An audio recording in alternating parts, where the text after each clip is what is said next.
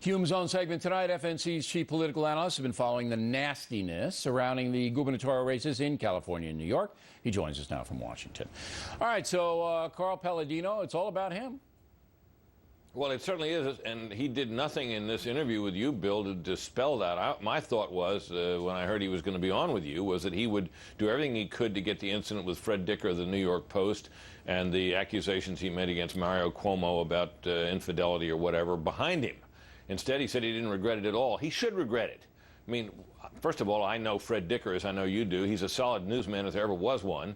And it's just not sensible politics to get into the kind of a shouting match you saw there, where you got one of his guys pushing Dicker, and he's telling the guy he's going to take him out. Look, when Carl Paladino said he'd like to take a baseball bat to Albany, it sounded like a tough guy who meant it in figurative terms, that he would like to clean house up there. He wants to take a baseball bat. Like that. I think voters like that. He wants to break some windows. When you tell a reporter you're going to take him out, I mean, that means... Yeah, but let me play devil's advocate here.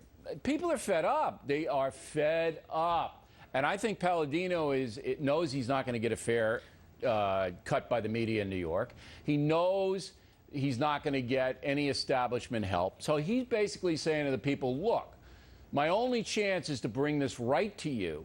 If your daughter was bothered by the press, you do exactly what I did. And he's banking on, like O'Donnell's banking on in Delaware, and to some extent Engel's banking on in Nevada, that the people are so angry with the corruption, so fed up that they're going to put these people in to see what the hell happens. Well, that may yet happen, Bill. I'm just saying he had every right to be indignant and to act indignant and angry about what he thought was the harassment of his daughter. But when you take that to the point where you're in a wholly undignified shouting match with a journalist and threatening to take him out, I think you cross the line between tough guy and thug, at least in terms of how it appears. All right. The tough guy is fine, telling you, thug Brit, is not so fine. I'm not arguing with you, but I'm saying that some people are going to vote for thugs this time around. They've had it with the genteel stuff that's just crippling this nation. They've had it.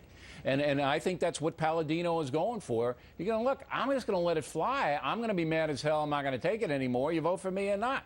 Because that's his only chance. He can't win in a regular way up against a Cuomo machine. He can't. It's impossible. Well, with the economic conditions as bad as they are in the country and the anti-incumbent mood, and Cuomo, because he's been in office and is not a newcomer, is kind of the de facto incumbent in this race. No, he can run that way, but power. Still, with the media and the money locked up, it's very, very tough. All right, I want to get over to Whitman.